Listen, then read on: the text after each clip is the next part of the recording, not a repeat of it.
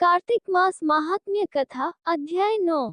राजा पृथु ने कहा, हे मुनिश्रेष्ठ नारद जी, आपने कार्तिक माह के व्रत में जो तुलसी की जड़ में भगवान विष्णु का निवास बताकर उस स्थान की मिट्टी की पूजा करना बतलाया है, अतः मैं श्री तुलसी जी के महात्म्य को सुनना चाहता हूँ। तुलसी जी कहाँ और किस प्रकार उत्पन्न हुई, ये बताने की कृपा करें।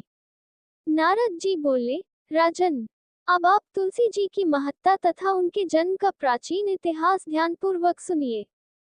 एक बार देवगुरु बृहस्पति और देवराज इंद्र भगवान शंकर का दर्शन करने कैलाश पर्वत की ओर चले, तब भगवान शंकर ने अपने भक्तों की परीक्षा लेने के लिए जटाधारी दिगंबर का रूप धारण कर उन दोनों के मार्ग में अवरोध उत्पन्न किया। यद्यपि वह तेजस्वी, शांत, लंबी भुजा और चौड़ी छाती वाले, गौरवर्ण, अपने विशाल नेत्रों से युक्त तथा सिर पर जटा धारण किए वैसे ही बैठे थे, तथापि उन भगवान शंकर को न पहचान कर इंद्र ने उनसे उनका नाम व धाम आदि पूछते हुए कहा कि क्या भगवान शंकर अपने स्थान पर हैं या कहीं गए हुए हैं।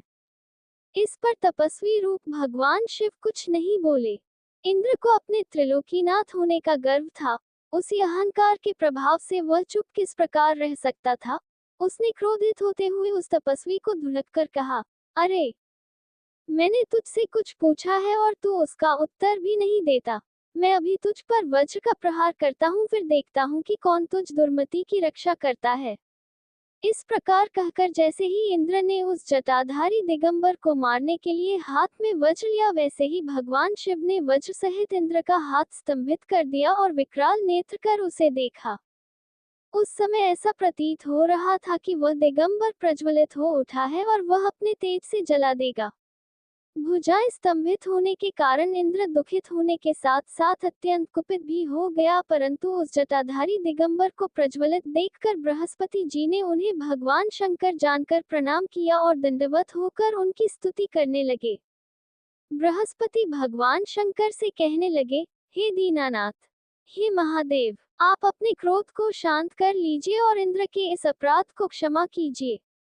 बृहस्पति के यह वचन सुनकर भगवान शंकर ने गंभीर वाणी में कहा, मैं अपने नेत्रों से निकाले हुए क्रोध को किस प्रकार रोकूं? तब बृहस्पति ने कहा, भगवान, आप अपना भक्तवत्सल नाम सार्थक करते हुए अपने भक्तों पर दया कीजिए। आप अपने इस तेज को अन्यत्र स्थापित कीजिए और इंद्र का उद्धार कीजिए।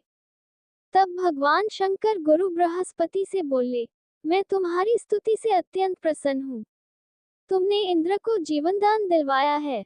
मुझे विश्वास है कि मेरे नेत्रों की अग्नि अब इंद्र को पीड़ित नहीं करेगी।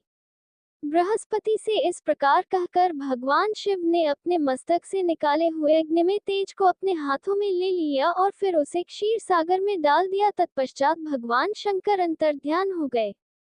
इस प्रकार जिसको जो जानने की कामना थी उसे जानकर इंद्र तथा बृहस्पति अपने अपने स्थान को चले गए।